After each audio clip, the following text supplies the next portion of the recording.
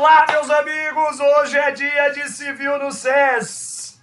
Direito Civil. É aqui. É no SES. Hoje é dia de civil. E hoje é dia de civil para nós abordarmos um tema que ordinariamente não é tão presente nos concursos MP. Mas é claro, aqui você tem um curso completo para você ter todas as informações. Nós vamos falar direito das obrigações hoje.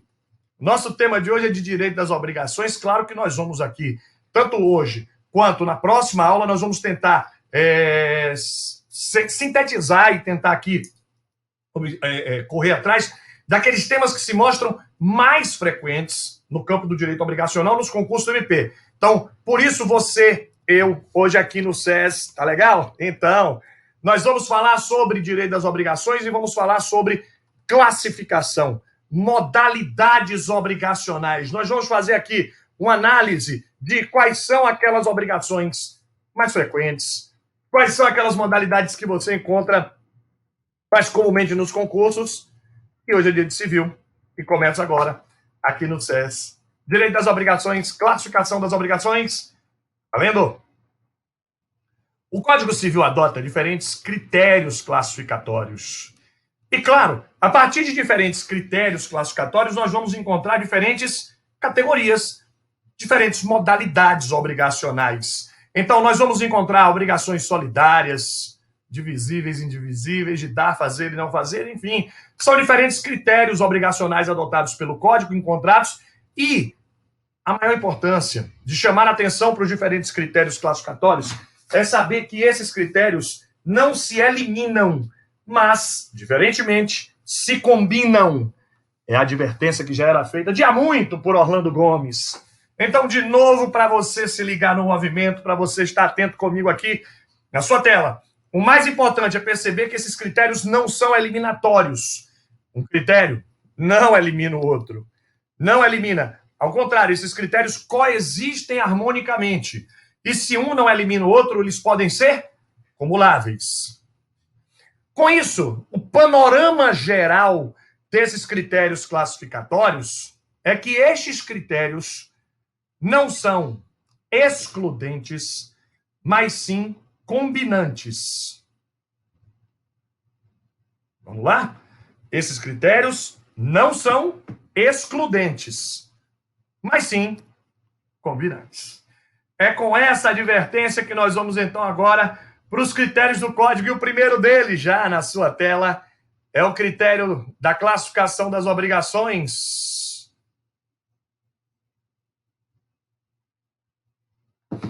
Quanto ao seu conteúdo. Vamos lá? Quanto ao seu conteúdo.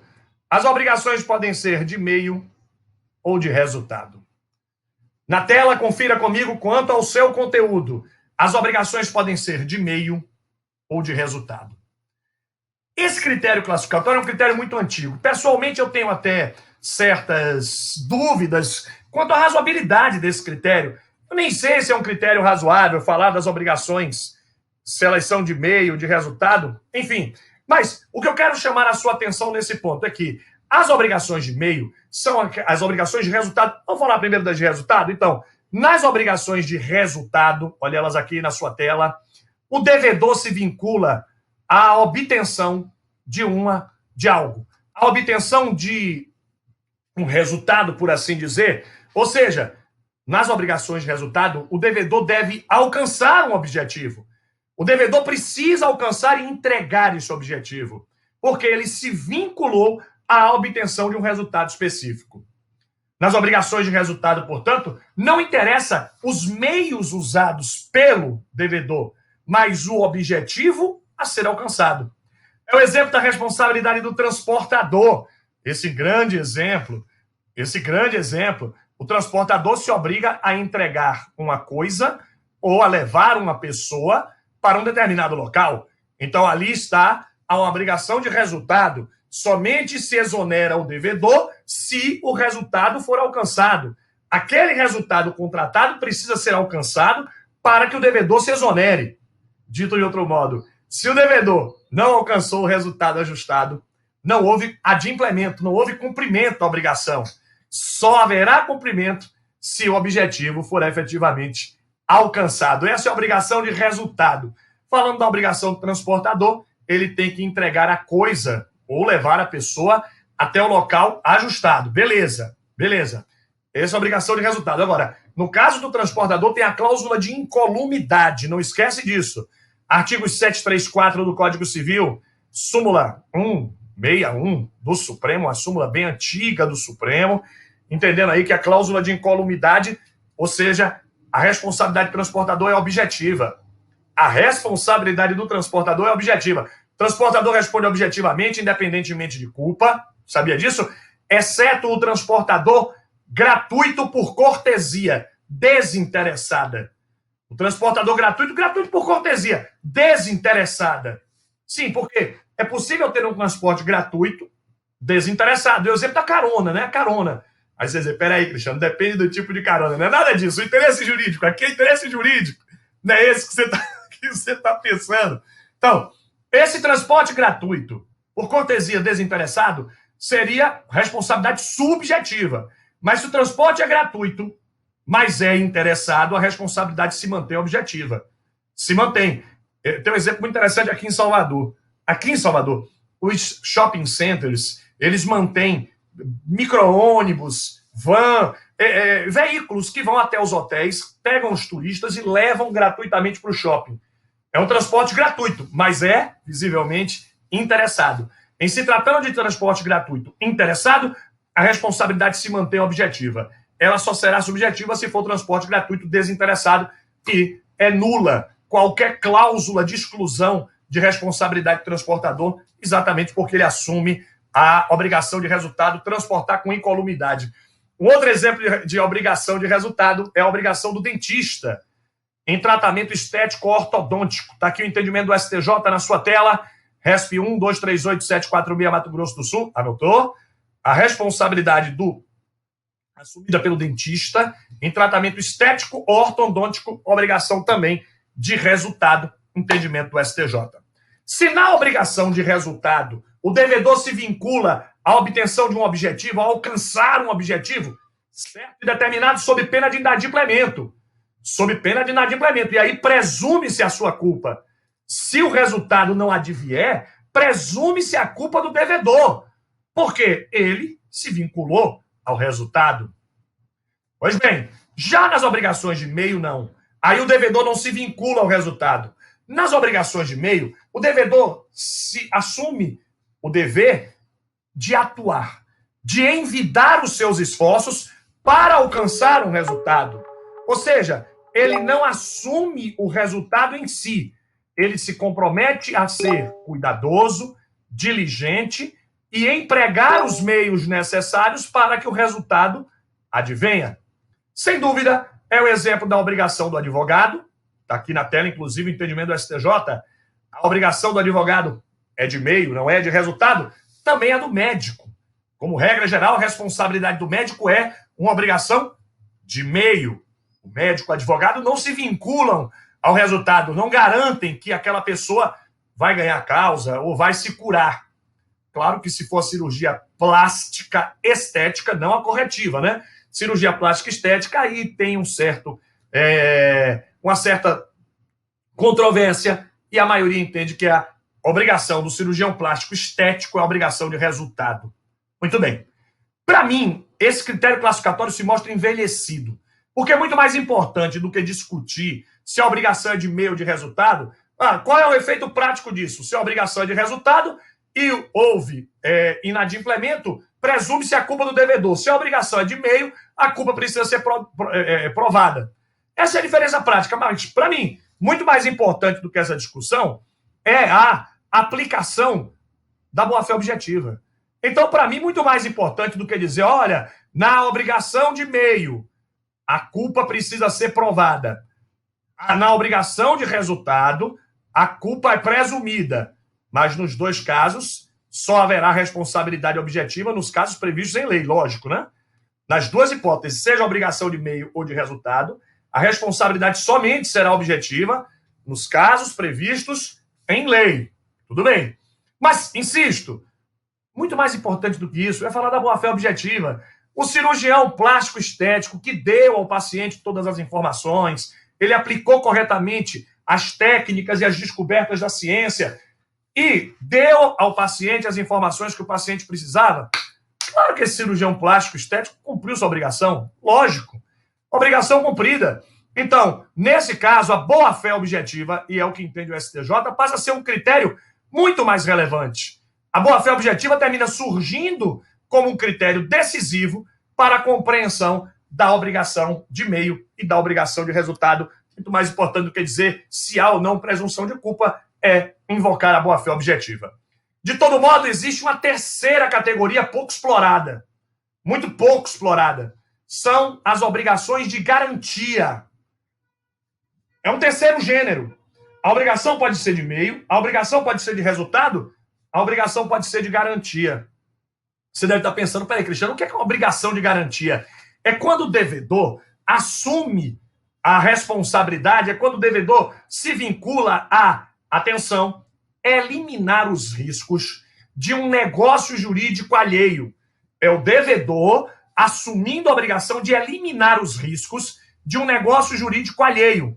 Então, observe que, neste caso, na obrigação de garantia, é alguém que está assegurando o cumprimento de uma obrigação alheia, de uma obrigação de alguém. Então, quando alguém assume a responsabilidade de eliminar os riscos de outrem, chama-se isso obrigação de garantia, seria aqui um terceiro gênero. Eu não conheço exemplo melhor, pensa comigo, eu não conheço exemplo melhor do que seguro.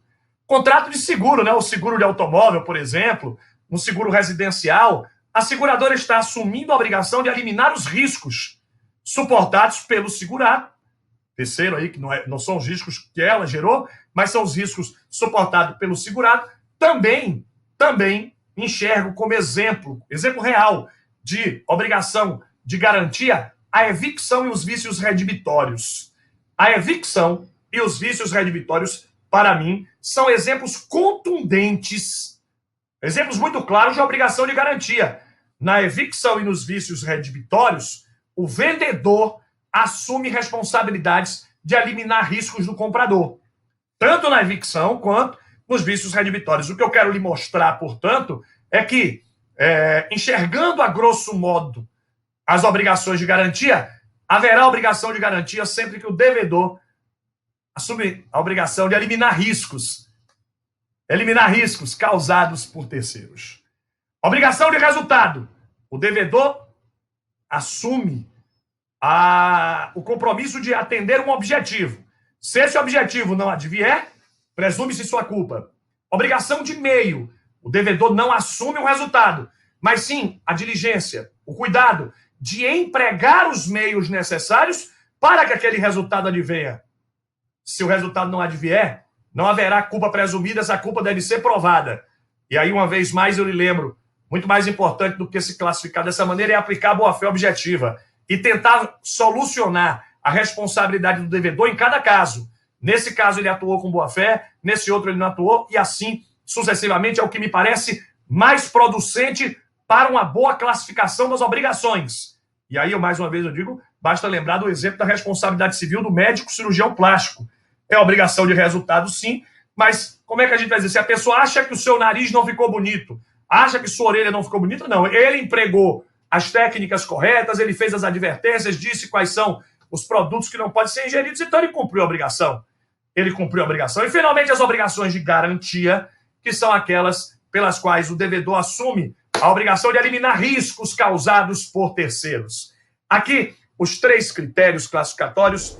Aqui, o primeiro critério classificatório das obrigações quanto ao seu conteúdo. Mas vamos avançar? Vamos falar de mais um critério agora. Vamos falar das obrigações quanto à sua liquidez. No que diz respeito à sua liquidez, as obrigações podem ser líquidas ou ilíquidas. Comigo? Se liga no movimento. As obrigações podem ser líquidas ou ilíquidas. Qual é a diferença? E, sob o ponto de vista prático, qual é a distinção de dizer que uma obrigação é líquida ou é ilíquida? É disso que eu falo daqui a pouquinho. No segundo bloco da nossa aula de hoje. Eu volto já. Espera por mim, espera por mim.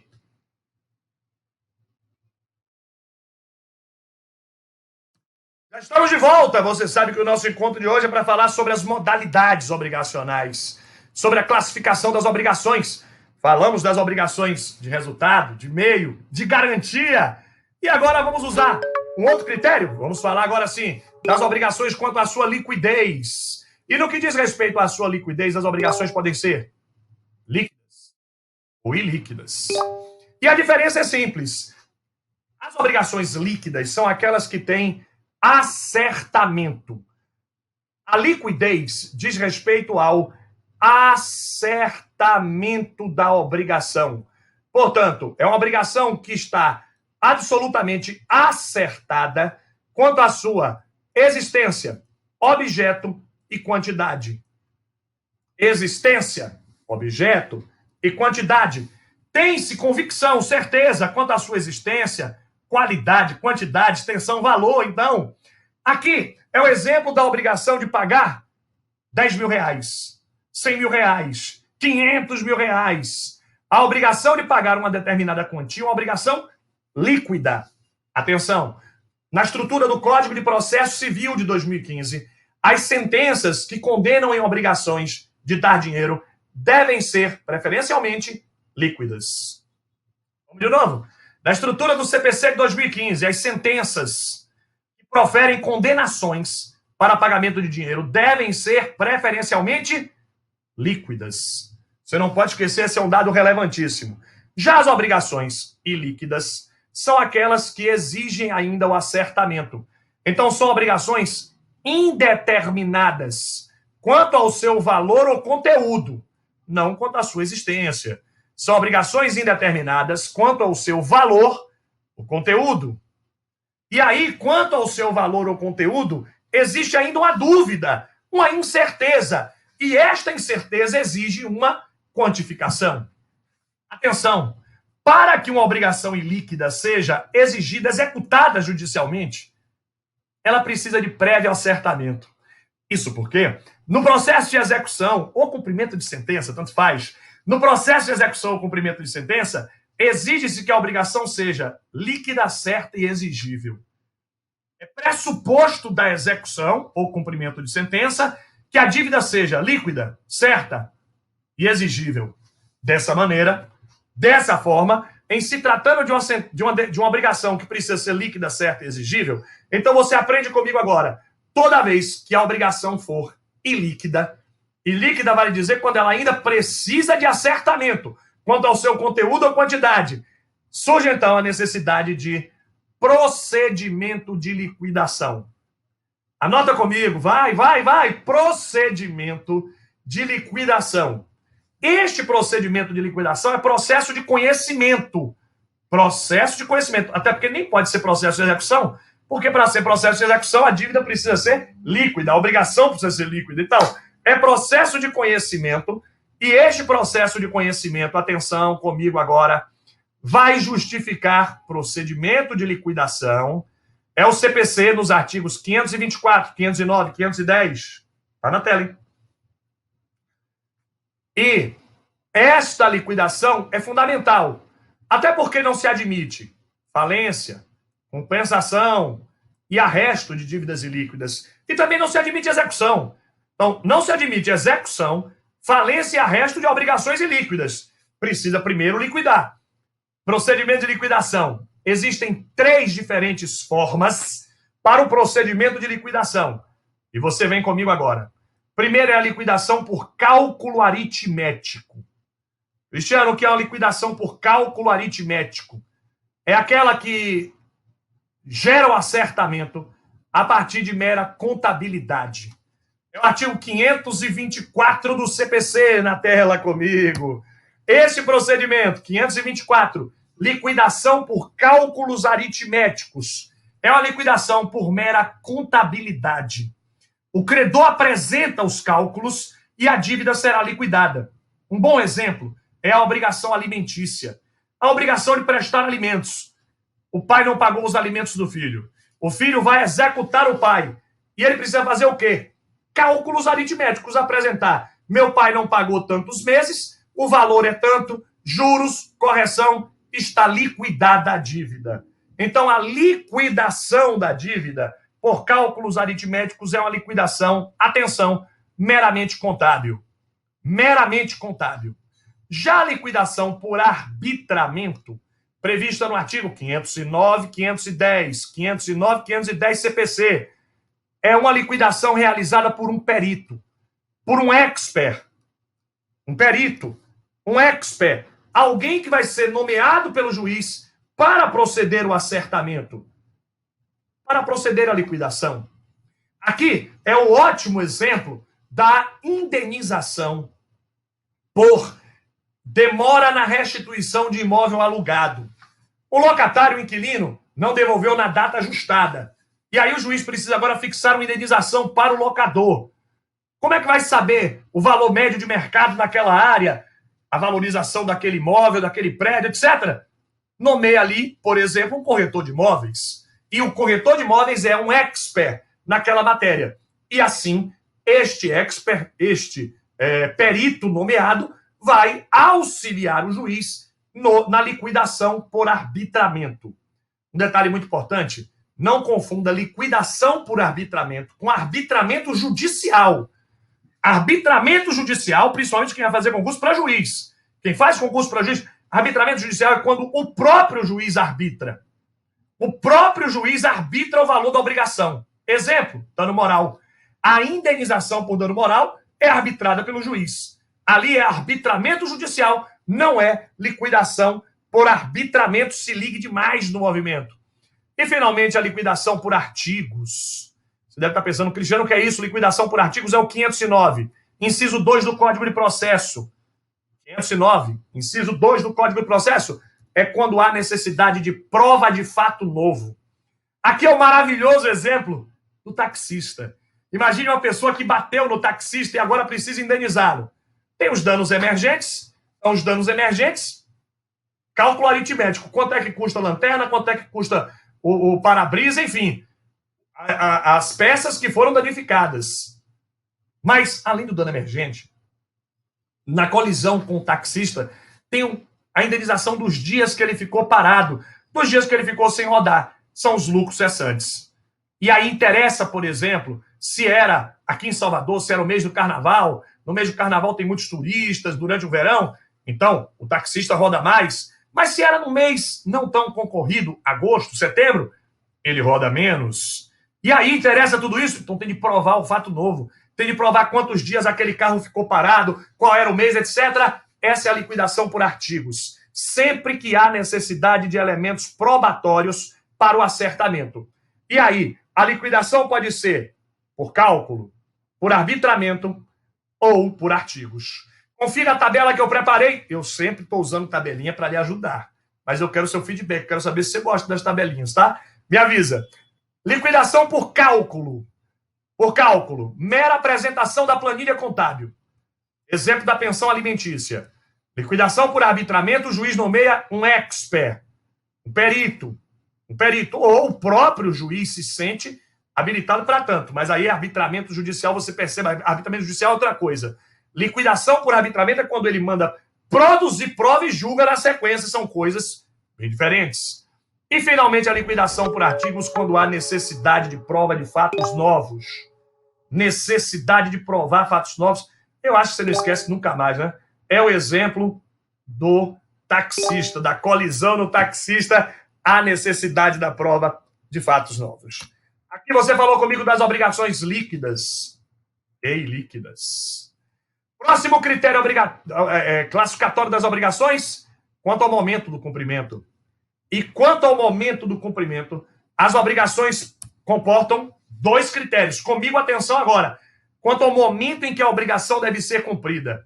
As obrigações podem ser instantâneas, também chamadas de momentâneas, que são aquelas cujo adimplemento é único e imediato. Elas são cumpridas de forma imediata, única. Essa é uma obrigação momentânea, instantânea. Exemplo de uma obrigação momentânea, compra e venda à vista. O adimplemento se dá na prática de um único ato. Então, obrigação momentânea, instantânea é aquela cujo adimplemento se dá em ato único, extinguindo a obrigação, exaurindo a obrigação. Já as obrigações de trato sucessivo são aquelas cujo adimplemento exigem uma prática de atos sucessivos. O adimplemento exigirá sucessivos atos. E estas são as obrigações de trato sucessivo, também chamadas de continuativas ou diferidas no tempo. Continuativas ou diferidas no tempo. Aqui é o exemplo da compra e venda a prazo. Na compra e venda a prazo, exige-se a prática de atos sucessivos. Esses atos sucessivos geram aí uma obrigação diferida no tempo, uma obrigação de trato sucessivo. Esse critério classificatório termina sendo muito importante por conta da possibilidade de revisão ou resolução de contratos por onerosidade excessiva. Lembra disso, não lembra? A possibilidade de revisão ou resolução de um contrato por onerosidade excessiva. São os artigos 317, 478 do Código Civil, na tela comigo. E esta possibilidade de revisão ou resolução de contratos por onerosidade excessiva fica restrita às obrigações de trato sucessivo. Somente as obrigações de trato sucessivo, de execução continuada, diferida, comportam a revisão ou resolução de contrato por onerosidade excessiva. Em se tratando de uma obrigação instantânea, momentânea, ela já se exauriu. Então, se ela já se exauriu, se extinguiu a obrigação, não há possibilidade de revisão ou resolução de contrato por onerosidade excessiva. O que se pode ter numa obrigação instantânea é a discussão sobre a sua validade. Se tem, por exemplo, vício de vontade na formação do contrato. Mas como o cumprimento exauriu a obrigação, nas obrigações de trato sucessivo, de execução continuada, diferida no tempo, não se admite revisão ou resolução. Aqui na tela o artigo 478 do Código Civil é exclusiva a revisão e resolução de contratos das obrigações de execução continuada ou diferida no tempo. O próximo critério classificatório, esse todo mundo conhece. Todo mundo conhece.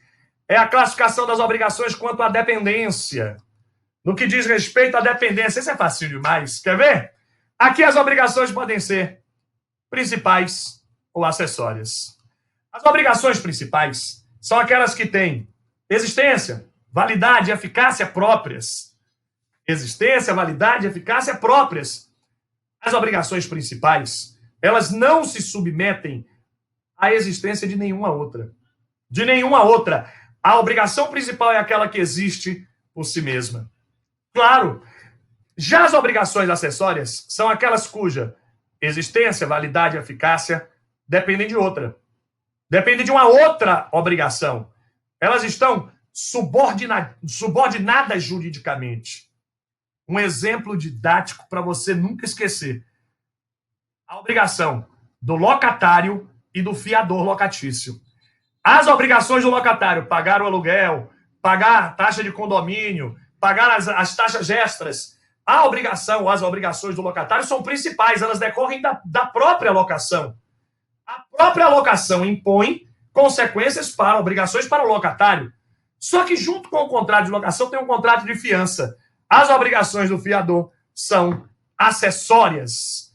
Simples aplicação da teoria da gravitação jurídica, nada mais do que isso. É uma simples aplicação da teoria da gravitação jurídica, o acessório segue o principal. Simples assim. Lembrando que a invalidade, nulidade ou anulabilidade da obrigação principal afeta a acessória, mas a recíproca não é verdadeira. A invalidade, nulidade ou anulabilidade da obrigação acessória não afeta a principal. Não afeta. Afinal de contas, o acessório segue o principal, teoria da gravitação. Essa regra em que o acessório segue o principal, ela só ganha uma exceção muito comum nos concursos, e nós falamos dela na aula sobre bem de família, que é o inciso 7 do artigo 3º da Lei do Bem de Família, que, segundo o STJ, é compatível com a Constituição, é harmônico com a Constituição, esse inciso, que permite a penhora do bem de família do fiador, mesmo sem poder penhorar o bem de família do devedor principal, que é o locatário. Falamos disso, hein? Você não esqueceu, não, né?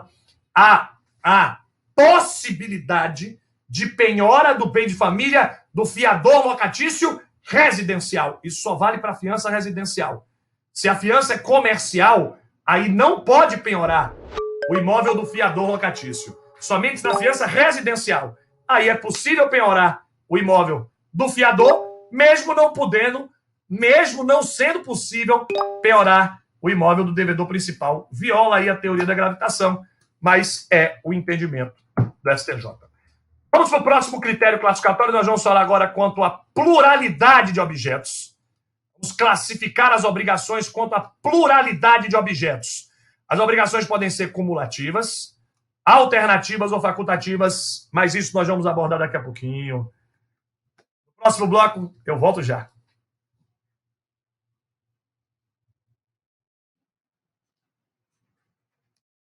1, 2, 3. Esse é o terceiro bloco desse nosso encontro de hoje. Modalidades obrigacionais, classificação das obrigações. Você já sabe, nós estamos classificando as obrigações. E quando terminou o bloco antecedente, eu já anunciei que iríamos para um novo critério. Então vamos para ele.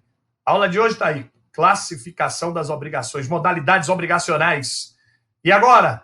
Agora nós vamos falar da classificação das obrigações quanto à pluralidade de objetos. Esse é o critério que nós vamos usar agora, é a classificação das obrigações quanto à pluralidade de objetos. É bem verdade que uma obrigação pode ter um único objeto. Um único objeto. Compra e venda à vista. O comprador adquiriu, por exemplo, um aparelho de telefonia celular. A obrigação do vendedor é entregar aquele aparelho que foi adquirido. Se a obrigação do vendedor é entregar aquele aparelho que foi adquirido, então é uma obrigação simples. Toda vez que o devedor tem de cumprir a obrigação entregando uma única coisa certa e determinada, esta obrigação é simples. Entretanto, o próprio Código de Processo Civil permite que a vontade das partes ou a natureza da obrigação torne certas obrigações compostas, complexas. Eu vou chamar aqui de plurais. As obrigações compostas, complexas ou plurais são aquelas que possuem no seu objeto mais de uma possibilidade. Diferente das obrigações simples, nas quais o devedor vai adimplir a obrigação, o devedor cumprirá a obrigação entregando o objeto ajustado. Diferente delas, nas obrigações complexas, o devedor terá uma pluralidade, uma multiplicidade de possibilidades no objeto da obrigação. É exatamente aqui que nós vamos tratar da classificação das obrigações. As obrigações complexas, plurais, múltiplas, elas podem ser, atenção comigo, cumulativas ou alternativas. Cumulativas ou alternativas. E aqui nós estamos falando de obrigações plurais, complexas, compostas. As obrigações cumulativas são aquelas marcadas por uma adição. Adição. Ou seja, nas obrigações cumulativas, o devedor somente se desonera, o devedor somente cumprirá a obrigação se entregar todos os objetos ali previstos. Os objetos, no plural, da prestação. A prestação é composta por uma pluralidade. A marca registrada das obrigações cumulativas é a soma, é a adição. Portanto, nas obrigações cumulativas, na tela comigo, são aquelas que têm mais de um objeto a ser prestado e o devedor somente se exonera prestando todos eles. De novo, obrigações cumulativas são aquelas que têm mais de um objeto, e o devedor somente se exonera entregando todos eles. Ah, Cristiane, se o devedor entregar apenas um, aí ocorre inadimplemento parcial. Repito, se o devedor entregar somente um deles, ocorrerá inadimplemento parcial. Para o efetivo cumprimento da obrigação, é preciso que o devedor entregue todas as possibilidades. Todas as possibilidades que estão previstas. E somente quando ele entrega todas as possibilidades é que se pode falar em adimplemento total.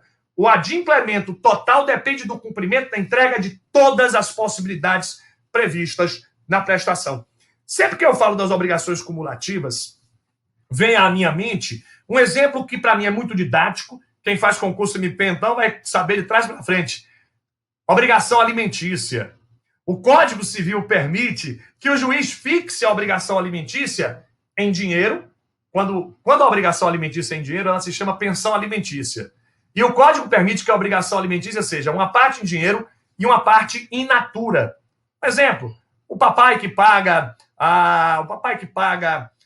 a escola, o inglês, o plano de saúde, ali são obrigações in natura. Então, no Código Civil é possível que os alimentos abranjam pensão alimentícia, uma parte em dinheiro e uma parte in natura. Nesse caso, a obrigação cumulativa. O devedor somente se exonera, o devedor somente cumpre integralmente a obrigação se entregar os dois objetos da prestação. Se pagar a pensão e mais, se pagar também as prestações in natura.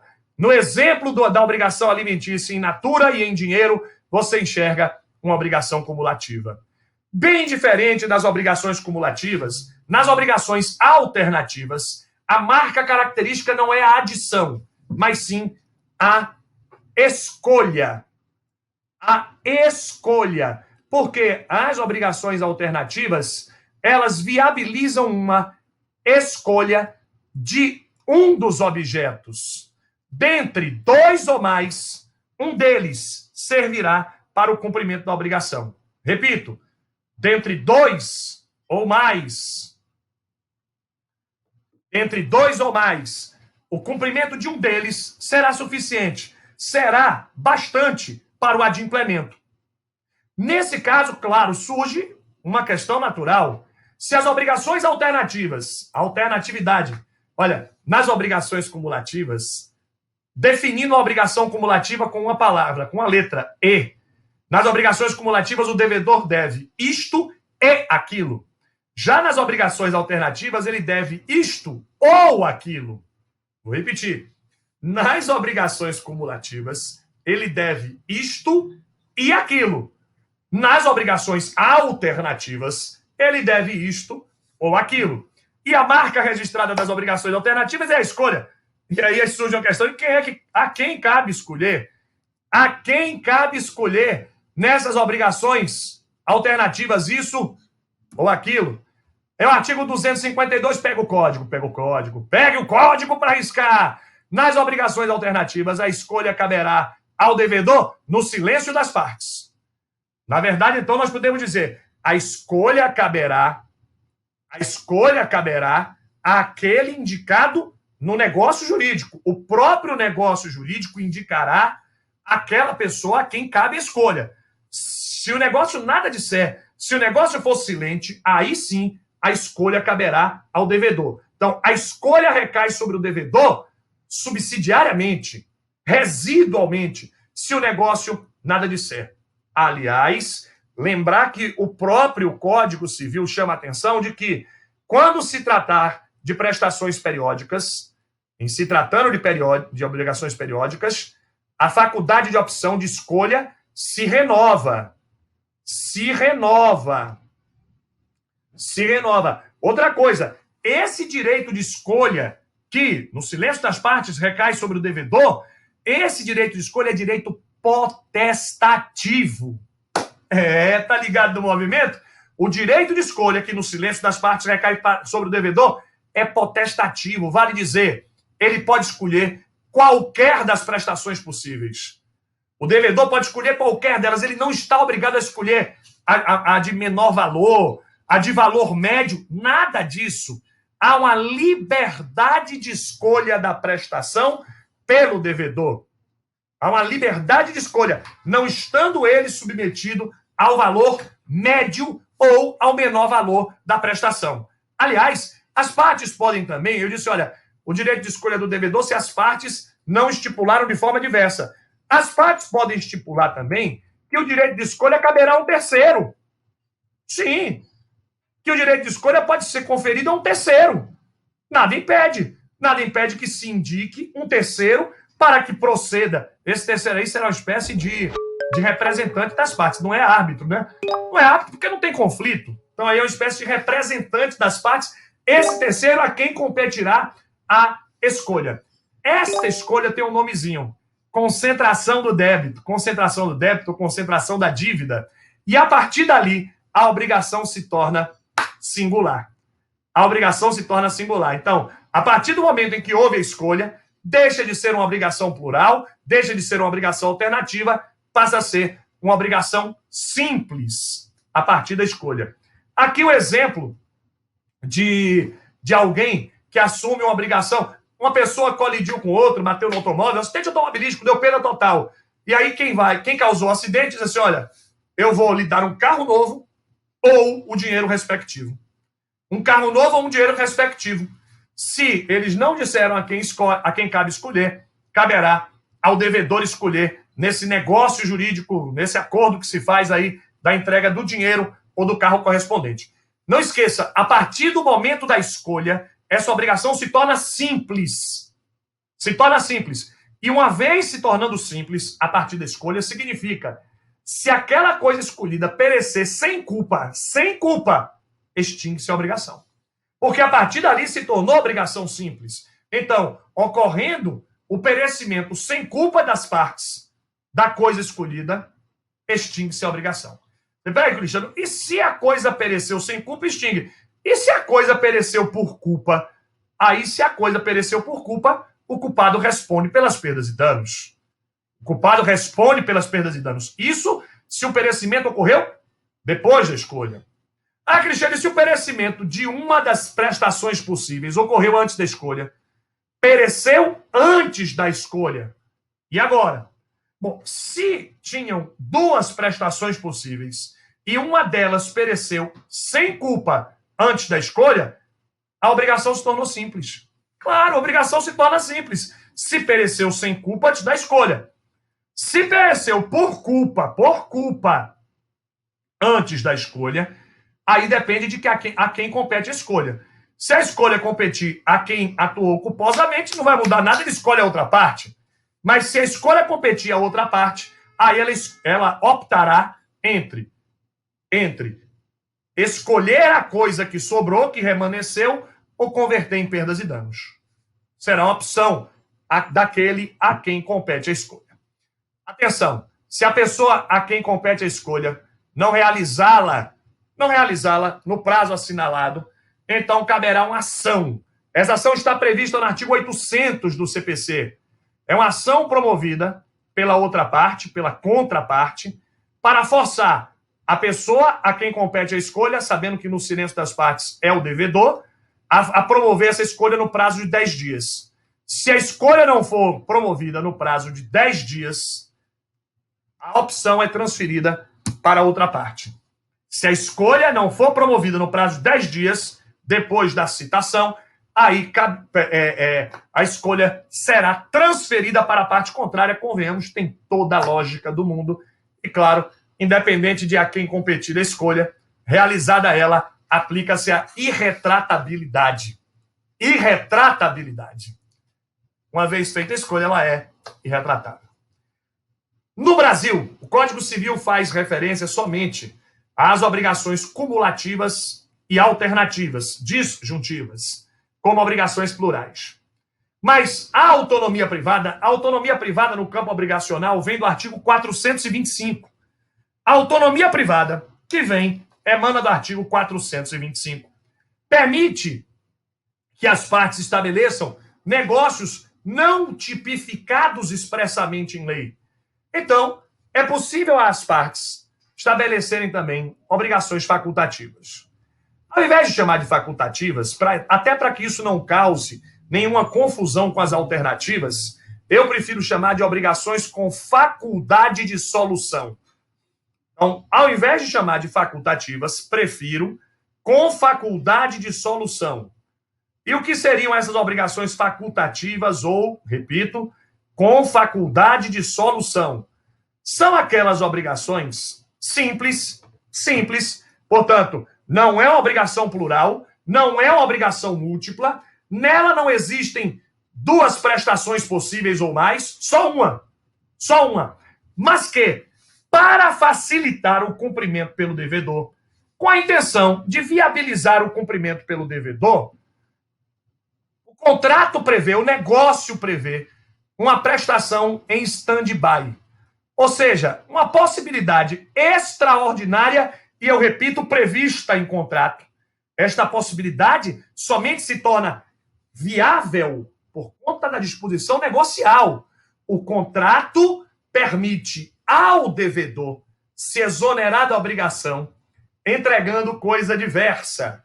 É isso aí, comigo. Nas obrigações facultativas, o contrato, o negócio permite que o devedor entregue coisa diversa. E aí, facilita o cumprimento da obrigação. E volto a dizer, ela depende de negócio jurídico. A doutrina admite, a jurisprudência admite, mas ela depende de negócio jurídico. No Código Civil da Argentina, ela é expressa. No Brasil, não. Eu tenho um exemplo maravilhoso.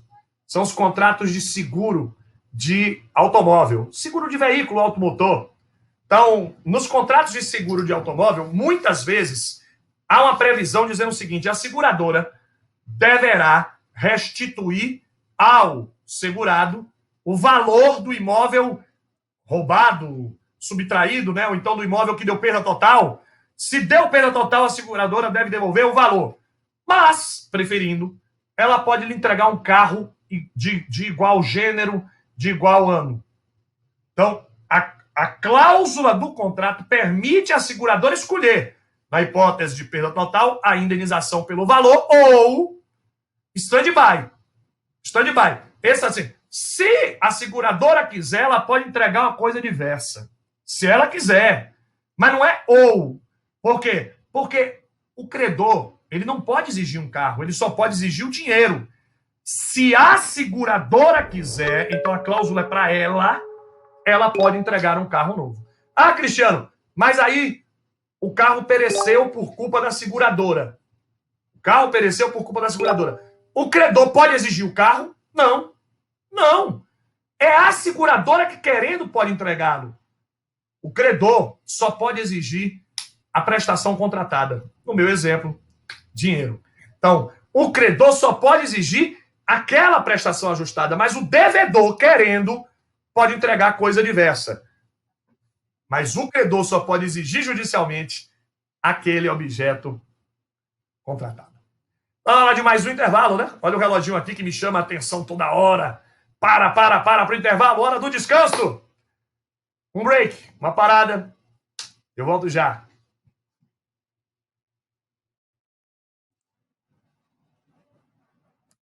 Estamos de volta, esse é o quarto bloco desse nosso encontro de hoje, falando sobre a classificação das obrigações, das diferentes modalidades obrigacionais. Você já sabe que nós estamos avançando no nosso estudo e já estamos agora falando sobre mais um critério. E o próximo critério diz respeito à pluralidade de sujeitos. Falávamos no bloco antecedente sobre a classificação das obrigações com pluralidade de objetos. Agora, nós vamos falar da classificação das obrigações com pluralidade de sujeitos, com múltiplos sujeitos. Pronta? Código Civil pertinho? Então você vem comigo. No que tange à pluralidade de sujeitos, as obrigações podem ser, primeiro, simples. E o que são obrigações simples? As obrigações simples são aquelas em que existe um só credor, um só devedor. Um só credor, um só devedor. E claro, se não há multiplicidade, se não há pluralidade, aquele devedor precisa cumprir a obrigação em relação ao credor. Então, o devedor vai cumprir a obrigação espontaneamente, e se ele não cumprir espontaneamente, cabe execução contra ele. Essa é uma obrigação simples. Um credor, um devedor. Uma única obrigação. Mas ao lado de uma única prestação, mas ao lado da obrigação simples, existe a possibilidade de pluralidade, multiplicidade de credores e ou devedores, multiplicidade de sujeitos. Então nós temos aqui as obrigações divisíveis.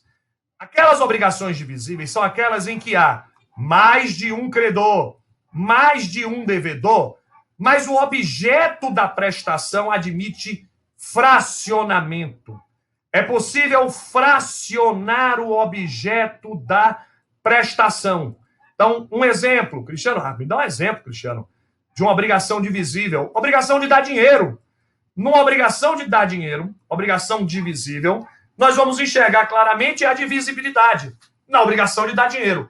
Tem mais de um credor, então cada um recebe a sua parte. Tem mais de um devedor, cada um paga a sua parte. Então, a obrigação de dar dinheiro, claramente, visivelmente, é um grande exemplo de uma obrigação divisível. Aliás, sobre as obrigações divisíveis, anota essa expressão em latim. Anota, hein? Caiu no concurso, você já sabe o que é. Concurso partes fiunt. Concurso partes fiunt. Em bom português, rateio entre as partes. Essa é a regra das obrigações divisíveis. Rateio entre as partes. Você quer conferir?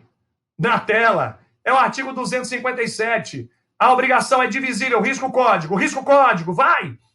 A obrigação é divisível quando ela puder ser dividida em tantas partes quantos sejam os sujeitos. A obrigação é divisível quando ela pode ser fracionada, desmembrada em tantas partes quantos sejam os sujeitos da obrigação. Então, aqui você percebe que é divisível a obrigação quando, havendo pluralidade de sujeitos, a obrigação será rateada em tantas partes quantos sejam os sujeitos. Eu não consigo pensar num exemplo melhor do que a obrigação de dar dinheiro, mas também pode ser a obrigação de entrega de safra agrícola. Na obrigação de entrega de safra agrícola, pense comigo agora, são duas empresas diferentes que celebraram um contrato de compra de safra. Duas empresas diferentes pagaram, querem receber, são os credores. E aí, essas duas empresas, cada uma comprou 1 tonelada. Então, é 1 tonelada para cada uma.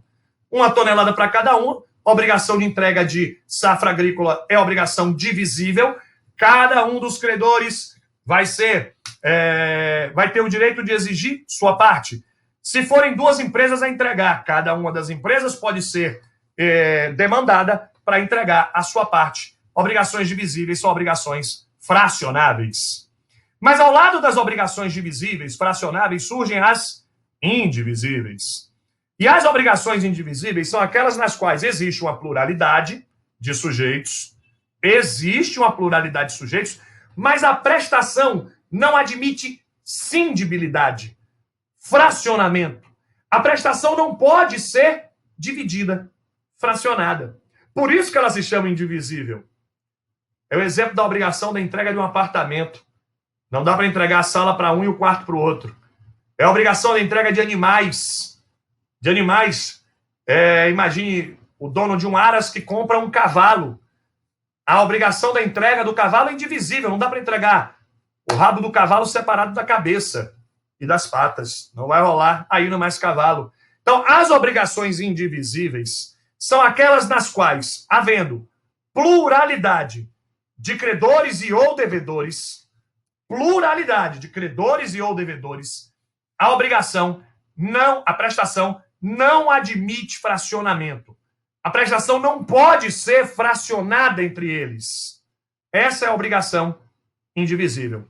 O critério para saber sobre a possibilidade ou não de fracionamento está no artigo 258 do Código Civil. Ou seja, a obrigação é indivisível quando a prestação não puder ser cindida, a prestação não puder ser fracionada sem a perda do seu conteúdo econômico. Veja, portanto, que há toda evidência. O artigo 258, pega o código e risca comigo, adota o critério econômico. Você vai dizer, peraí, Cristiano, mas no caso de um animal, será que se eu entregar as partes fracionadas não vai valer mais? Mas aí quando você entregar, por exemplo, eu estou lembrando que tem sêmen de certos cavalos que valem mais do que o próprio cavalo. Pois é, mas nesse caso, nós já mudamos a categoria jurídica, já não se trata de um cavalo. Então, de fato, o cavalo é indivisível sob uma perspectiva econômica. Porque dividir um cavalo seria entregar um outro objeto que não é mais aquele cavalo. Então, o código abraça o critério econômico, dizendo que a indivisibilidade da obrigação diz respeito à impossibilidade de fracionamento sem a perda do seu critério, da sua substância econômica. Você riscou comigo o artigo 258 do Código Civil. De todo modo, é preciso colocar o acento, é preciso deixar claro, é preciso que você não esqueça. Só se classificam as obrigações indivisíveis e indivisíveis quando houver pluralidade de sujeitos, mais de um credor, mais de um devedor. E é exatamente isso que eu quero chamar a sua atenção. A indivisibilidade, que decorre ordinariamente de um critério econômico, também pode decorrer da vontade dessas partes. Sim, da vontade das partes. Nada impede que a vontade das partes, através do negócio jurídico, através de decisão judicial, enfim, mas nada impede que as partes tornem indivisível uma obrigação que seria divisível. Um exemplo? Uma decisão judicial pode dizer assim: condeno o devedor a pagar X em dinheiro. Dinheiro seria uma obrigação divisível, à vista. Então, a sentença tornou a obrigação indivisível. As partes podem dizer num contrato de empréstimo que 2 devedores devem entregar, cada um deles isoladamente, o valor total da dívida contraída. Um exemplo de indivisibilidade intelectual é a indivisibilidade que decorre da vontade das partes. Quando se trata de indivisibilidade com multiplicidade, com pluralidade de devedores, a situação fica um pouco mais fácil. Um pouco mais fácil. Vou explicar o porquê. É que, quando se trata de pluralidade de devedores, cada um deles responde pelo todo. E cada um deles pode ser demandado sozinho pela obrigação como todo. Vou repetir, claro que eu vou repetir. Em se tratando de obrigação indivisível, com pluralidade de devedores, cada um deles pode ser demandado pelo todo. Cada um deles responde pelo todo. Estas são as obrigações indivisíveis com pluralidade de devedores. Cada um deles respondendo pelo todo. Então é possível demandar um sozinho e aquele que pagou sozinho se subroga. Aquele que pagou sozinho se subroga. E agora pode cobrar dos outros o valor correspondente. Como se trata agora de cobrança de valor, agora a obrigação se torna divisível. Cada um dos demais devedores passa a responder pela sua cota, pela sua fração. Aqui o exemplo do pagamento de taxa condominial. A jurisprudência diz que o pagamento de taxa condominial é obrigação indivisível. Então, suponham que são 3 proprietários, 3 condôminos coproprietários. Um deles pagou a taxa de condomínio sozinho, ele vai se subrogar no crédito e pode agora cobrar dos demais a fração ideal de cada um. Ele pode cobrar dos demais a parte que cabe a cada um deles, já que a obrigação deixou de ser indivisível.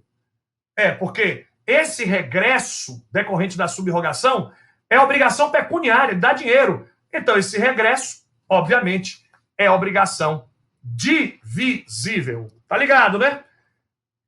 E aí surge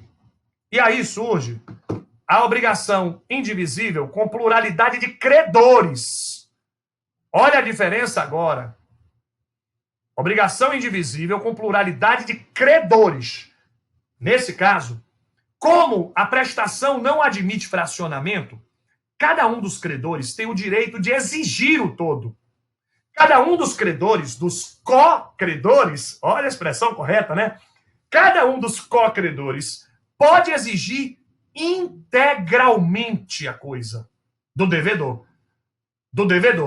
E eu sei que você está pensando, peraí, Cristiano, mas não tem mais de um co-credor? Tem. Havendo mais de um co-credor, havendo multiplicidade de credores, cada um deles pode exigir a integralidade da coisa, já que a prestação é indivisível. Certo? Mas, e aí? Mas o devedor somente se exonera se pagar a todos eles em conjunto. Repetindo. Nas obrigações indivisíveis, não admitem fracionamento, com pluralidade de credores, cada um deles pode exigir o todo. Cada um deles pode exigir do devedor a prestação como um todo.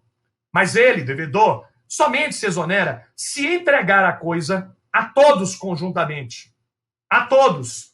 Ou, para que seja válido o pagamento feito somente a um deles, é preciso que aquele que recebe o pagamento tenha autorização dos demais. Então é preciso que aquele que está recebendo o pagamento sozinho esteja devidamente autorizado. Esta autorização tem um nome no Código Civil. Você não vai esquecer, não, viu?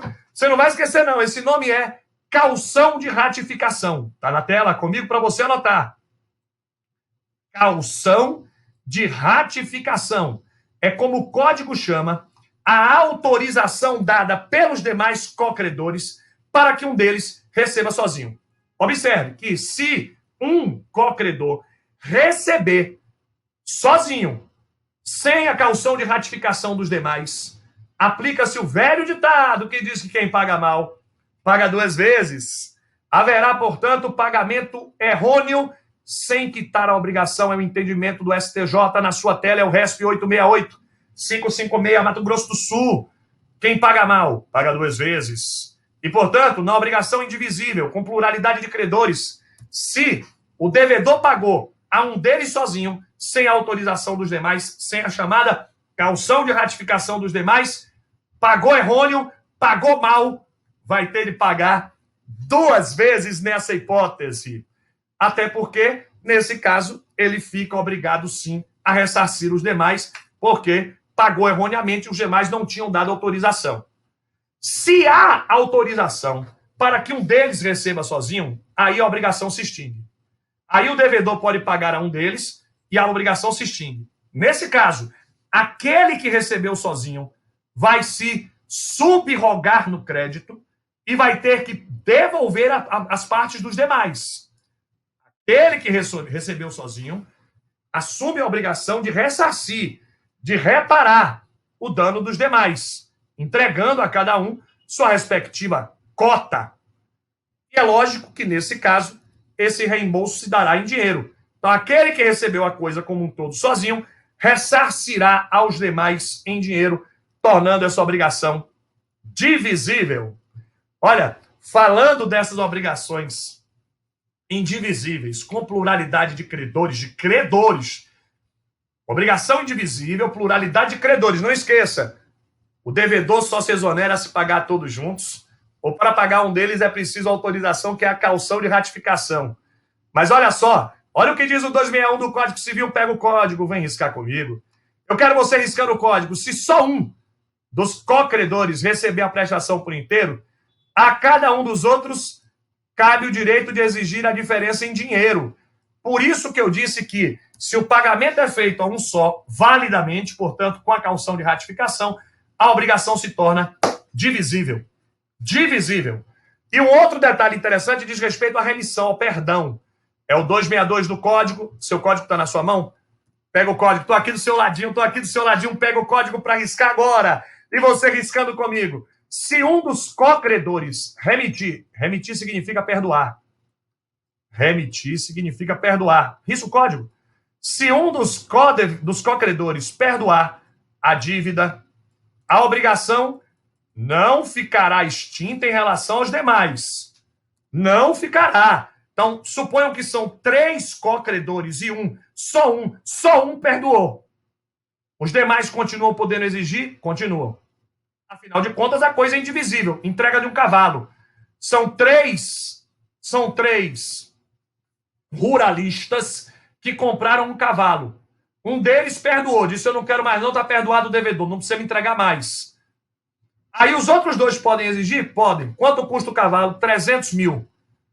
Para que os outros 2 exijam um cavalo 300 mil, eles precisam pagar 100 mil. Então, eles entregam 100 mil, que é o valor perdoado, o valor correspondente ao perdão, e aí, entregando os 100 mil, ou seja, descontada a parte de quem perdoou, descontada a cota do remitente, aí o resto pode ser exigido. Então, pode-se exigir o cavalo, mas descontada a parte do remitente. Olha o detalhe aqui no parágrafo único do 262. O mesmo se aplica para transação, novação, compensação e confusão. É você ligado no movimento. O mesmo se aplica se um deles transigir, novar, compensar ou confundir. Os demais podem exigir o todo, desde que descontada a parte daquele que compensou, que perdoou, que transigiu, etc. Intervalo. Volto já.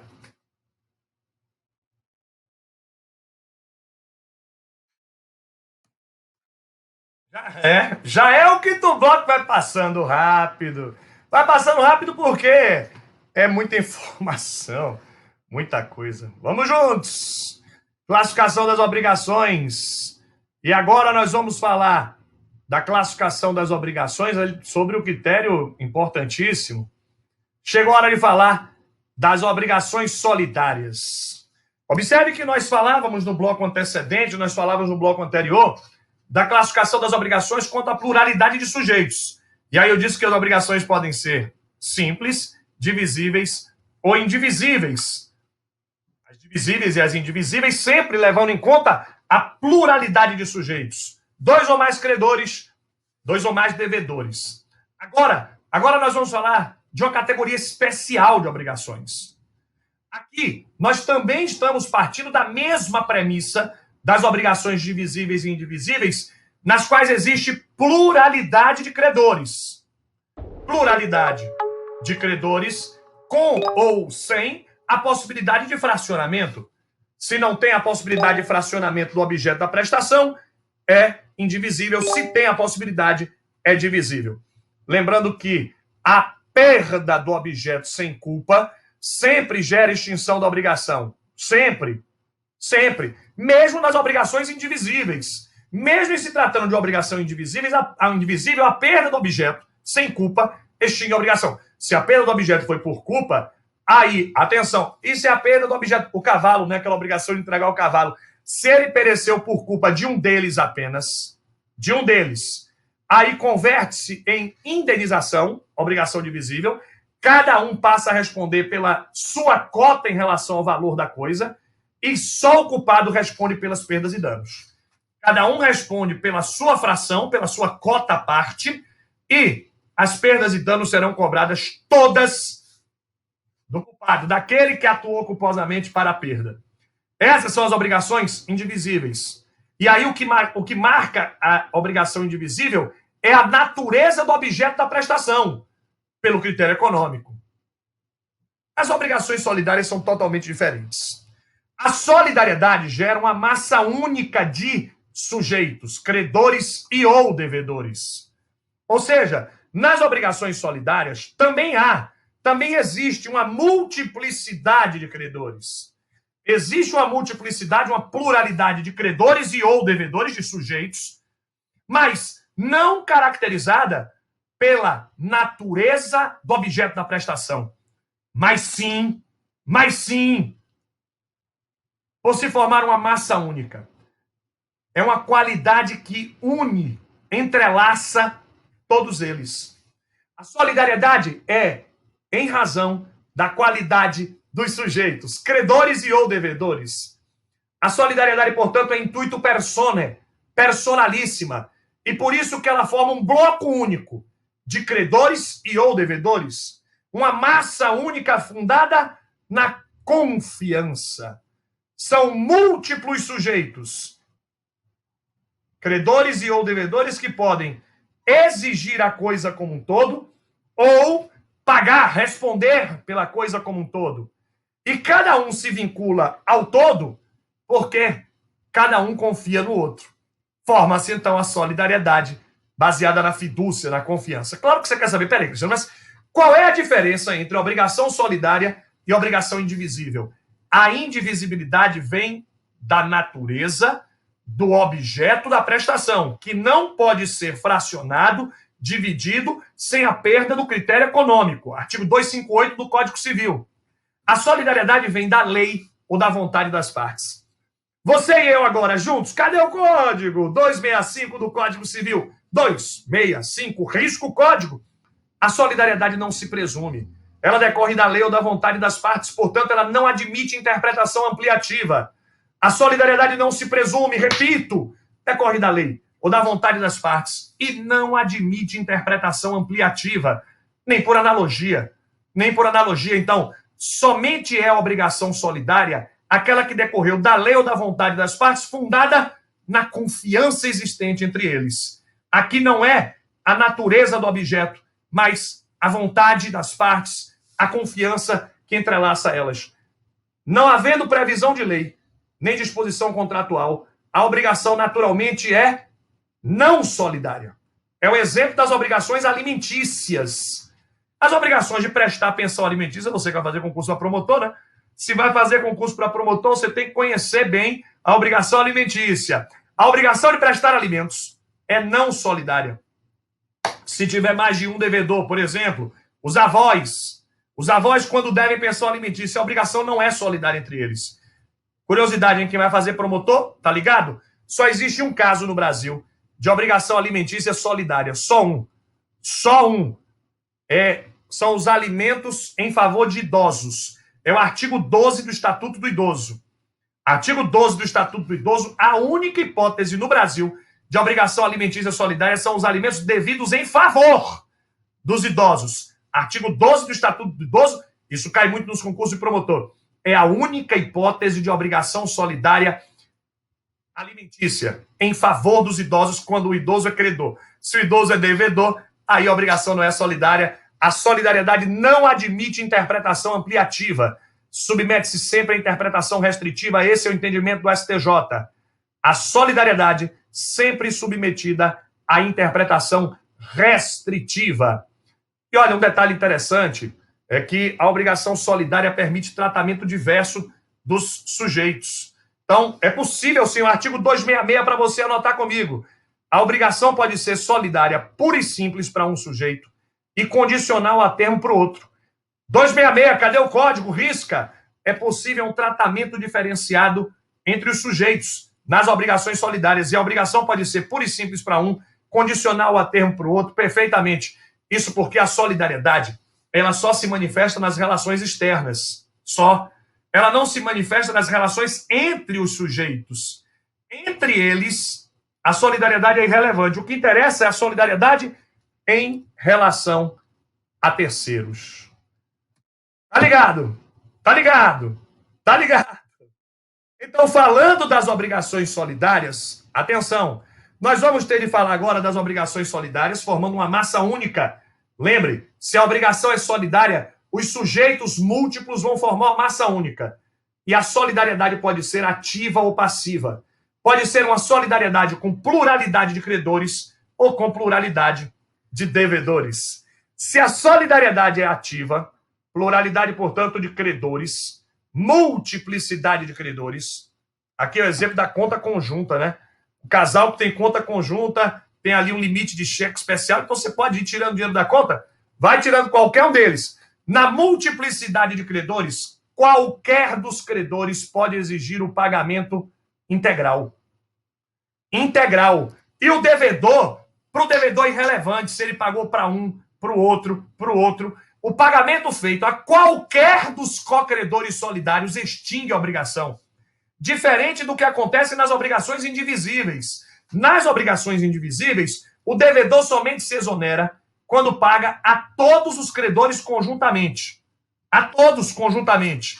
Nas obrigações solidárias, não. Nas obrigações solidárias, o pagamento é válido. Válido, havendo pluralidade de credores, quando se faz a qualquer deles. Qualquer deles. E aquele que recebeu sozinho se obriga a repassar aos demais. Aquele que recebeu sozinho se obrigará a repassar aos demais.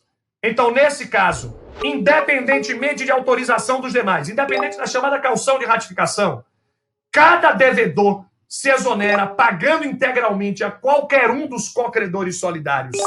E, claro, aquele que recebeu sozinho se responsabiliza pelos demais. Aliás, o mesmo se aplica ao perdão. Aquele cocredor solidário que perdoou passa a se responsabilizar em relação aos demais. A regra é a mesma. É a mesma.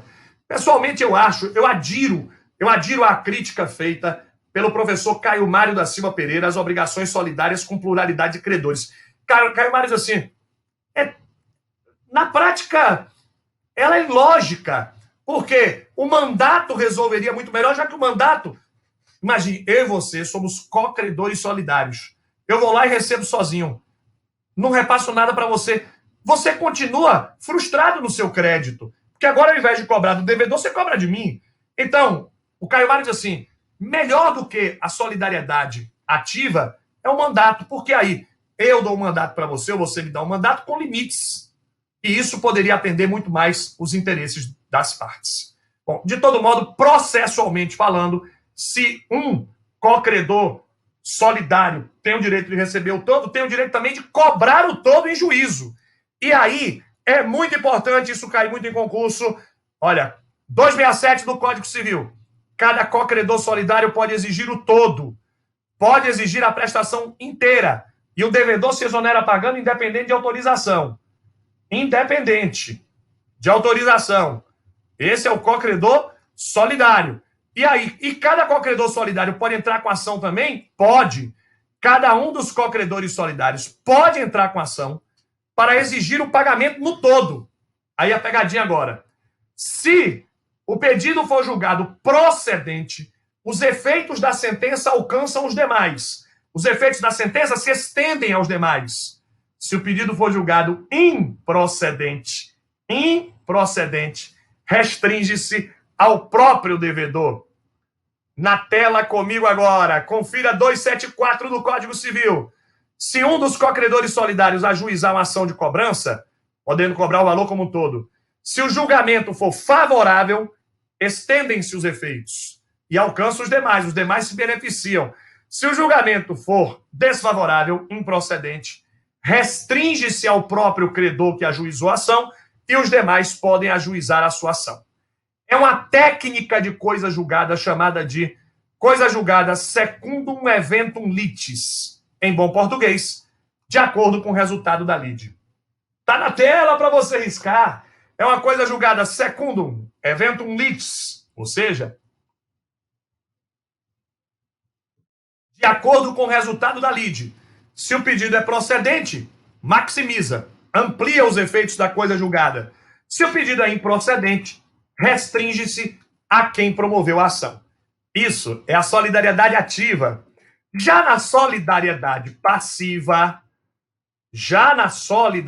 passiva, com multiplicidade de devedores, e aqui eu já apresento 2 exemplos, os alimentos em favor de idosos. Falei, né? Os alimentos em favor de idosos.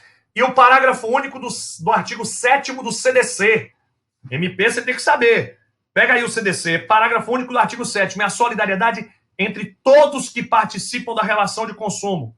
O fabricante, o comerciante, o distribuidor, o atravessador, todos que participam da relação de consumo respondem solidariamente, é a chamada solidariedade imperfeita. Então, na solidariedade passiva, todos os co-devedores respondem pelo todo. Todos os co-devedores respondem pelo todo.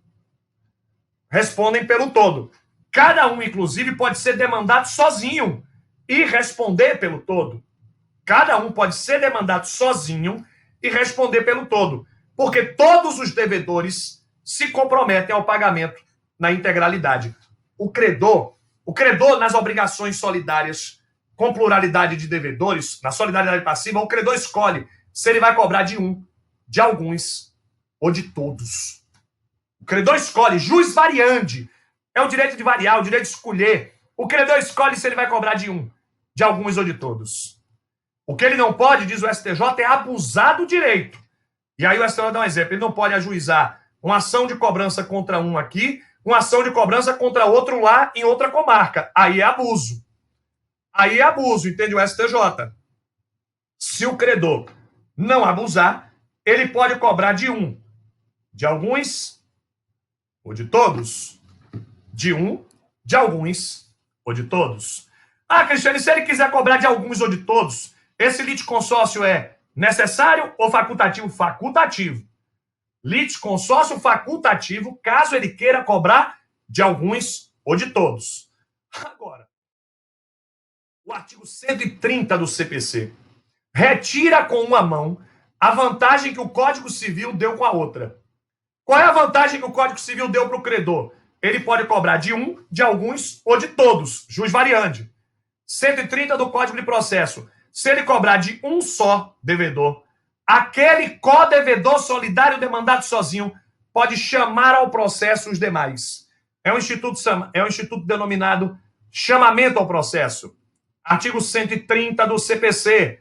Se um co-devedor solidário for demandado sozinho, sou demandado sozinho, ele pode chamar. Então, olha que coisa estranha. Se o credor resolveu cobrar de um só, não é renúncia. Não é renúncia. É direito dele, jus variandi. Mas quem foi demandado sozinho pode chamar os demais. Então, o Código de Processo retira a vantagem dada pelo Código Civil. Bom, de todo modo, havendo pagamento parcial, houve pagamento parcial, a solidariedade se mantém em relação aos demais valores. Até que ocorra a quitação integral da dívida, a solidariedade se mantém. Se mantém. Então, no caso de pagamento parcial, a obrigação permanece solidária. Permanece. Um outro dado importante: morrendo um dos codevedores solidários, como a solidariedade é intuito personae, os seus herdeiros, o seu espólio, somente responde pela sua cota. Pela sua cota, já que a solidariedade é intuito personae. Então, morrendo um dos codevedores solidários, o espólio somente responde pela sua cota, salvo se a obrigação, além de solidária, for também indivisível. Porque se a obrigação for indivisível, aí o espólio tem que entregar a coisa como um todo, aí a obrigação se mantém se ela for indivisível. Ademais, havendo um perecimento não culposo da coisa devida, claro, extingue-se a obrigação. Lógico. Mas se o perecimento é culposo, aí a obrigação converte-se em perdas e danos e o valor da prestação se mantém para todos, cada um deles, a obrigação se mantém solidária, então o valor da prestação se mantém para todos. A obrigação continua solidária em relação ao seu valor, mas as perdas e danos só o culpado responde. Então, o culpado responde pelas perdas e danos, mas o valor da prestação pode ser cobrado de qualquer deles, porque a solidariedade se mantém, mesmo na hipótese de perecimento culposo por culpa de um deles. Vamos agora para o último critério classificatório, vamos classificar as obrigações quanto ao seu objeto. Esse é o último critério classificatório, classificação das obrigações quanto ao seu objeto, é daqui a pouquinho, na volta de mais um intervalo, você descansa um pouquinho, relaxa. Volto já.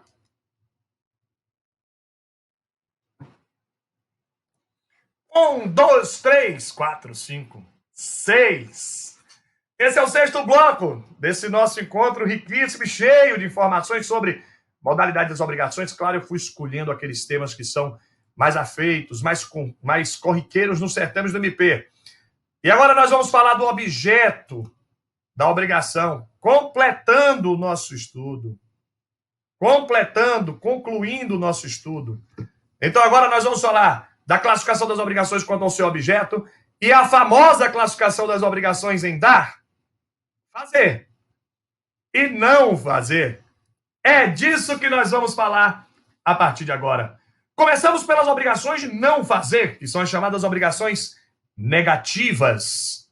Olha só, obrigações de não fazer, que são as chamadas obrigações negativas. Muito importante chamar a atenção. As obrigações de não fazer correspondem a abstenções.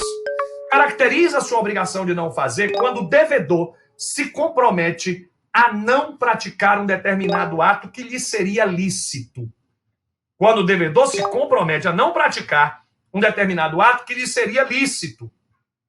Ou seja, o devedor poderia praticar aquele ato, mas, por força do negócio, autonomia privada, resolve não praticá-lo. Exemplo. O devedor que, por força de um contrato, se compromete a não matar. O pai que se compromete por força de... um pai que se compromete por força de um contrato a não desmatricular o filho da escola. Essas obrigações não são obrigações de não fazer, porque são condutas vedadas pelo sistema. Se a conduta já é proibida pela lei, pelo sistema jurídico, não há que se falar em obrigação de não fazer.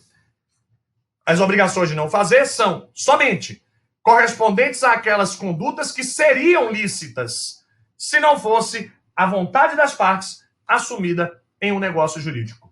Ademais, precisa ver também que na obrigação de não fazer, a abstenção pode ser única ou sequenciada. Então, um exemplo, um vizinho assume a obrigação de não levantar um muro e não pintar o que já está lá. Não levantar e não pintar. São duas abstenções. O vizinho disse, olha, eu não vou levantar o muro para além desse limite e não vou pintá-lo. Então são duas abstenções. Com isso, o que eu quero dizer é que as obrigações de não fazer, elas podem ser divisíveis ou indivisíveis.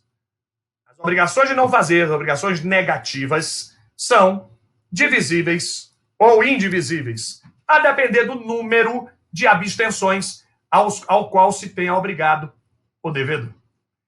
Mas a grande pergunta que se pode fazer sobre as obrigações de não fazer, a grande discussão sobre as obrigações de não fazer, ao meu ver, diz respeito à sua perda de objeto.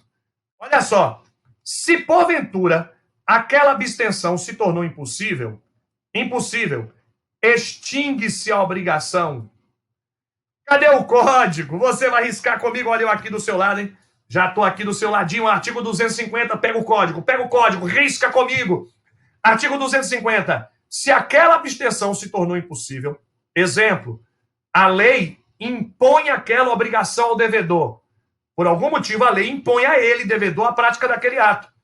Então, nesse caso, a abstenção se tornou impossível e aí, consequentemente, extingue-se a obrigação. Diferente quando há culpa. Havendo culpa do devedor, aí surge para o credor uma possibilidade de escolher perdas e danos ou tutela específica. Então, é o artigo 251 na sua tela. Confira comigo.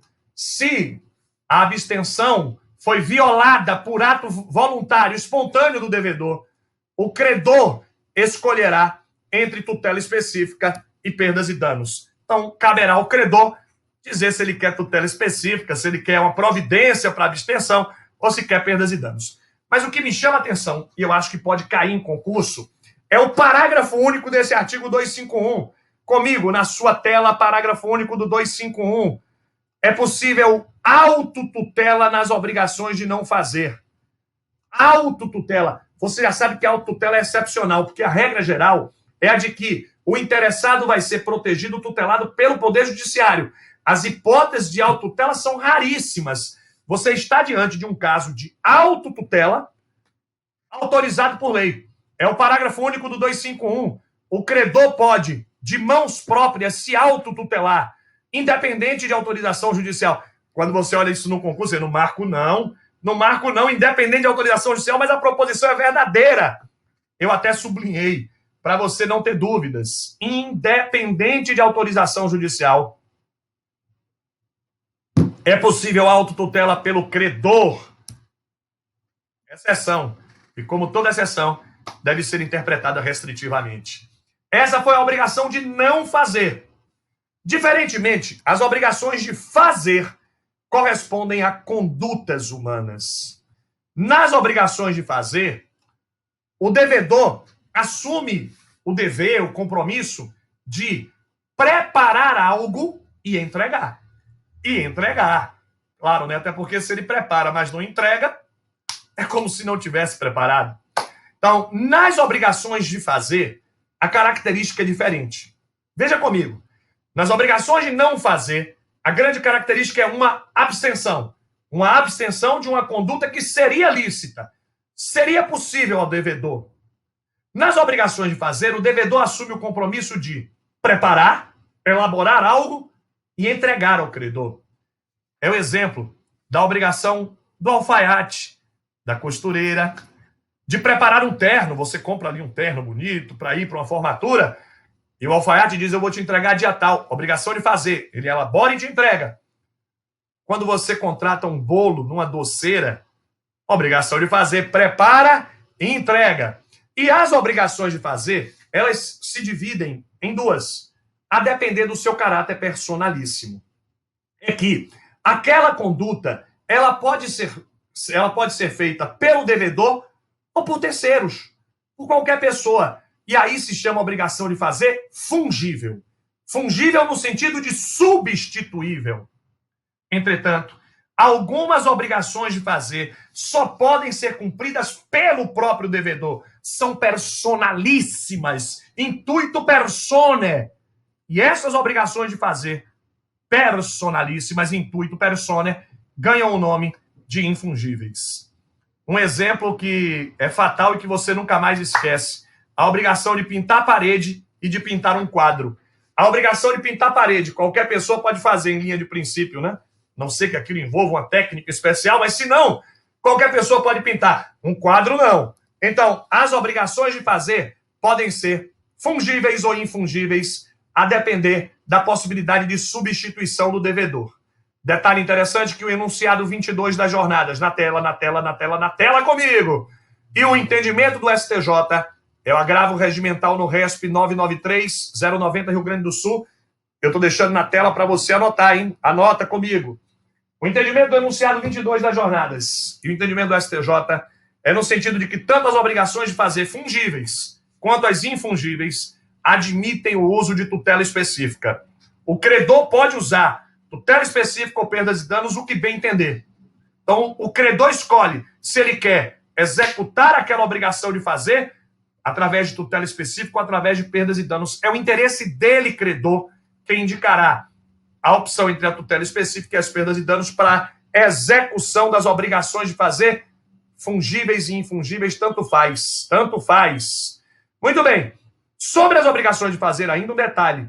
Se aquela conduta se tornou impossível sem culpa do devedor, extingue-se a obrigação. Se aquela conduta não pode mais ser praticada, por exemplo, porque a lei proíbe, a lei veta aquela conduta, então extingue-se a obrigação sem culpa do devedor. Porém, se aquela conduta não foi feita por culpa do devedor, aí o credor opta, escolhe entre perdas e danos e tutela específica. Perdas e danos e tutela específica. Aí o credor vai escolher se ele quer perdas e danos ou tutela específica. Assim como ocorreu nas obrigações de não fazer, eu quero lhe dar um recado. Pega o Código e risco o artigo 249 agora. E esse artigo 249 também permite autotutela nas obrigações de fazer. 249 na sua tela para você anotar. É mais uma exceção. Independentemente de ato do juiz, independente de autorização do juiz, nas obrigações de fazer, o credor pode escolher entre as perdas e danos e tutela específica e pode se autotutelar, se autoproteger. Fique ligado, porque muita gente não marcaria esta proposição no concurso. 251 com relação às obrigações de não fazer, 249 em relação às obrigações de fazer.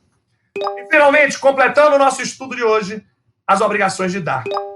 E as obrigações de dar correspondem à entrega de uma coisa. A obrigação de dar é a obrigação de entregar algo que já está elaborado. A grande característica, portanto, das obrigações de dar é a tradição, é a entrega. Agora, dois comentários fundamentais. Número 1, não esquecer que no direito brasileiro, a entrega da coisa não gera por si só aquisição de propriedade. Não esqueça. É o artigo 1245 do Código Civil, anotou? 1245 do Código Civil. A entrega da coisa por si só não gera aquisição de propriedade. Além da entrega, é preciso o registro no cartório de imóveis para que se tenha aquisição de propriedade. Portanto, diferente do direito francês, por exemplo, a simples entrega da coisa não gera aquisição de propriedade, porque em se tratando de bens imóveis, a aquisição da propriedade é só pelo registro, 1245. Segundo ponto, as obrigações de dar, que historicamente não comportavam execução específica, agora comportam. Então, também é possível usar execução específica ou perdas e danos, de acordo com o interesse do credor, nas obrigações de dar. E com isso resta superada a súmula 500 do Supremo, que impedia de algum modo isso, e é o que a professora Cláudia Lima Marques, do Rio Grande do Sul, uma das maiores autoridades do mundo em direito do consumidor, a Cláudia Lima Marques chama de desmaterialização da obrigação. Desmaterialização da obrigação é o nome que se dá a isso, no sentido de que é possível ao credor optar entre tutela específica e perdas e danos nas obrigações de dar como um todo, nas obrigações, portanto, referentes à tradição. As obrigações de dar, por sua vez, elas podem ser obrigações de dar coisa certa ou incerta. Veja comigo. Nas obrigações de dar coisa certa, a coisa a ser entregue já está devidamente individualizada. Olha o exemplo que eu coloquei aqui. Entrega do apartamento 501 do edifício São José, na rua tal, no bairro tal, na cidade tal. Está tudo individualizado. Então, se já há individualização, a obrigação é de dar coisa certa. Nesse caso, atenção agora, em se tratando de obrigação de dar coisa certa, individualizado, é o vendedor que precisa entregar o carro, marca tal, placa policial número tal, chassi número tal, o carro está individualizado. Nesse caso de obrigação de dar coisa certa, pega o código, risca, é o artigo 313. 313 é a individualização da obrigação. É a identidade física da coisa. Significa, nas obrigações de dar coisa certa, o credor não pode ser obrigado a aceitar coisa diversa, ainda que mais valiosa, e o devedor não pode ser compelido a entregar coisa diversa, ainda que de menor valor. Repito, artigo 313, princípio da identidade física da obrigação, aplicado nas obrigações de dar coisa certa. O credor não pode ser obrigado a aceitar algo diverso, ainda que mais valioso, e o devedor não pode ser compelido à entrega de coisa distinta, mesmo que de menor valor. Lembrando que na entrega de coisa certa, o acessório segue. O acessório segue a principal teoria da gravitação. Então, a obrigação de entrega de coisa certa pressupõe que junto irão os acessórios. Olha o gado, né? No exemplo do gado. O fruto ali vai acompanhando, né? Vai acompanhar, sim. As pertenças não, porque as pertenças não são bens acessórios. E como as pertenças não são bens acessórios, artigo 93 do Código Civil, 93, 94 do Código Civil, as pertenças não acompanham. Não acompanham. Mas os acessórios, de modo geral, acompanham a coisa. Falando da obrigação de dar coisa certa, é fundamental a lembrança da teoria do res perit domino. É a chamada teoria do risco. A coisa perece para o dono. Conhece essa expressão? Res perit domino. A coisa perece para o dono. Significa que a coisa perece para o proprietário. Quem é o proprietário? Antes da entrega, é o vendedor. Depois da entrega, é o comprador. Se a coisa pereceu sem culpa antes da entrega, pereceu para quem está vendendo. Então, se quem está vendendo já tinha recebido algum dinheiro, vai ter que devolver. Se a coisa pereceu depois da compra, depois da entrega, agora é do comprador e o risco é dele. Então, esta é a teoria do res perit domino, a teoria dos riscos, sabendo que a coisa perece ordinariamente para o dono. Nada impede que as partes... Autonomia privada, hein? Autonomia privada. 425 do Código Civil, nada impede que as partes alterem a regra do res perit domino. Bom, de todo modo, lembrar que o devedor não responde pela coisa ordinariamente nas hipóteses de caso fortuito e força maior. Caso fortuito e força maior eliminam a responsabilidade do devedor como regra, salvo em 3 casos. Salvo em 3 casos. Devedor em mora, aí ele passa a responder mesmo na hipótese de caso fortuito e força maior, se houver previsão das partes ou previsão de lei. Nesses 3 casos, se o devedor estiver em mora, se houver previsão das partes ou previsão de lei, aí o devedor responde pela perda da coisa, mesmo que decorra de caso fortuito ou força maior. Responsabilidade objetiva com risco integral. Com risco integral. Nesses 3 casos específicos. E, finalmente, uma das hipóteses de obrigação de dar coisa certa é a obrigação de restituir. O locatário, por exemplo, o comodatário, por exemplo, tem a obrigação de restituir. A obrigação de restituir é a obrigação de dar de volta. De entregar de volta uma coisa. Nesse caso, o credor é o proprietário na obrigação de restituir, né? Então, porque na obrigação de restituir, o credor está esperando receber de volta. O devedor é quem entrega. Muito bem. Nas obrigações de restituir, como no exemplo do empréstimo, como no exemplo do mútuo, né? No empréstimo, na locação, havendo perda ou deterioração da coisa sem culpa, aí o devedor é o locatário, o comodatário, deve devolver a coisa como ela estiver. Como ela estiver. Mesmo não tendo culpa, não extingue a obrigação. A coisa será devolvida como ela se encontrar. E havendo culpa, aí é direito do credor exigir a coisa e perdas e danos. Diz, olha, me entregue a coisa como ela está, Eu quero a coisa e perdas e danos. Basta você pensar na locação, né? Na locação de automóvel, bateu o carro. O locatário tem que devolver o carro, como ele estiver, e a locadora pode exigir, além do carro, perdas e danos. Agora, se trata de obrigação de guardar e restituir, não só de restituir, aí o depósito é o exemplo do manobrista. Quando você entrega o seu manobrista no restaurante, no shopping, na academia, no salão de beleza, ele guarda e restitui. Aí a responsabilidade é objetiva. É o exemplo da súmula 130 do STJ, a responsabilidade da empresa pelos danos causados nos seus estacionamentos, inclusive decorrentes dos seus manobristas. Enfim, e terminando o nosso encontro, na obrigação de dar coisa incerta. A obrigação de dar coisa incerta é uma dívida de gênero, porque não há certeza quanto à sua quantidade e qualidade. Como não há certeza de quantidade e qualidade, nas obrigações de dar coisa incerta, é preciso haver uma determinação da coisa. Exemplo, a obrigação de entregar um carro. Que carro?